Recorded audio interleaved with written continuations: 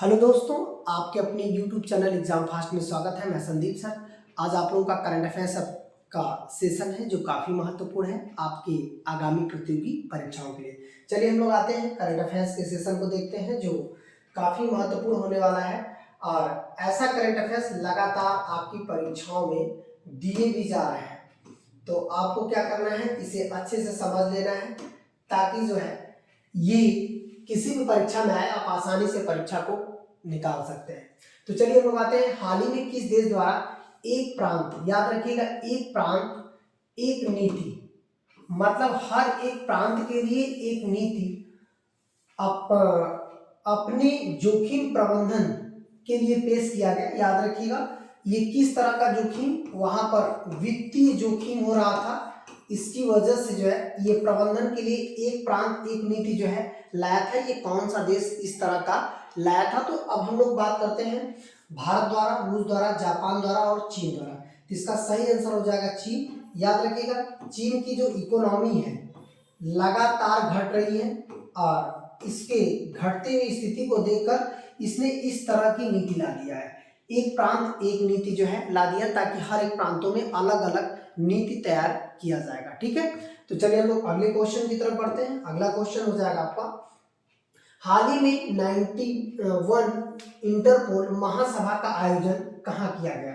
याद रखिएगा 91 इंटरपोल जो है महासभा का आयोजन कहाँ पर? ये इंटरपोल जो है ये आपका एक खुफिया एजेंसी है जो कोई भी घटना होने से पहले जो है जानकारी दे देती है।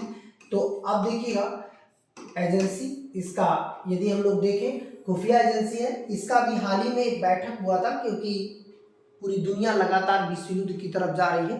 तो इंटरपोल का हाल ही में एक बैठक हुआ, ये मॉस्को में हुआ कि टोक्यो जापान में हुआ, वियना ऑस्ट्रिया में हुआ कि आपका रोम में हुआ? तो ये सही इसका आंसर क्या हो जाएगा? वियना। वियना में जो है इंटरपोल की एक बैठक हुई है। ठीक है, तो यहाँ से भी एग्जाम में क्वेश्चन पूछे जा सकते हैं। चलिए और आगे बढ़ते हैं। अगला क्वेश्चन हो जाएगा, हाल ही में इंडिया इंटरनेट गवर्नेंस फोरम, ये देखिएगा यहाँ पर इंडिया इंटरनेट गवर्नेंस फोरम की बात करता है, कह रहा है कि इसका आयोजन कहाँ किया गया, मतलब भारत के किस शहर में इंडिया इंटरनेट जो है फोरम का कह सकते हैं आयोजन किया गया।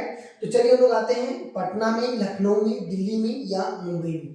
तो इसका आयोजन जो है कहाँ पर किया गया है? दिल्ली में किया गया है। ठीक है, चलिए और आगे बढ़ते हैं। अगला क्वेश्चन हो जाएगा, हाल ही में किस भारतीय मूल की लेखिका, देखिए भारतीय मूल की लेखिका रही है लेकिन इन्हें सिंगापुर में जो है कला सम्मान के लिए एक कल्चर मेडल दिया गया, और यह मेडल जो है किसे दिया गया? सुनीता विश्नोई को, मीरा चंद को, राधिका कुमारी को या रेखा श्रीवास्तव को? तो इसका सही आंसर हो जाएगा मीरा चंद को जो है इस तरह का जो है सम्मान दिया गया, जो कि काफी महत्वपूर्ण है। यदि कोई भी भारतीय महिला को विदेशी सम्मान दिए जाते हैं तो वहां से आपकी परीक्षाओं में क्वेश्चन आने के चांसेस बहुत ज्यादा बढ़ जाता है। तो याद रखिएगा ये काफी इंपॉर्टेंट क्वेश्चन माना जाएगा। ठीक है, ये वेरी इंपॉर्टेंट क्वेश्चन माना जाएगा, तो इसको थोड़ा सा आप लोग क्लियर रखिएगा। तो चलिए हम लोग और आगे बढ़ते हैं अगले क्वेश्चन की तरफ। हाल ही में भारत सरकार कि पंचायती राज मंत्रालय, ये देखिए भारत सरकार का जो पंचायती राज मंत्रालय है द्वारा कौन सा एक भौगोलिक सूचना प्रणाली एप्लीकेशन लॉन्च किया गया? इसका मतलब है कि जो लगातार जमीनी विवाद हो रहे हैं उसके लिए अभी भारत सरकार ने एक भौगोलिक जो है जानकारी सूचना एक एप्लीकेशन लॉन्च किया। वह कौन सा एप्लीकेशन है? ग्राम मानचित्र है, जिला मानचित्र है, क्षेत्र मानचित्र है या राज्य मानचित्र है? तो इसका सही आंसर हो जाएगा ग्राम मानचित्र। इसका मतलब है कि प्रत्येक गांव के लिए मानचित्र होगा और प्रत्येक गांव के लिए मानचित्र होगा, और याद रखिएगा ये मानचित्र ऐसा मानचित्र होगा जो आपकी एग्जाम, मतलब जो आपके जो है पूरी डाटा इसके पास होगा। कोई भी यदि किसी की खेत हड़पना चाहता है या कोई ऐसा घटना है तो ऑलरेडी सैटेलाइट के जरिए एप्लीकेशन होगा जो गांव के मानचित्र में जाकर आप देख सकते हैं।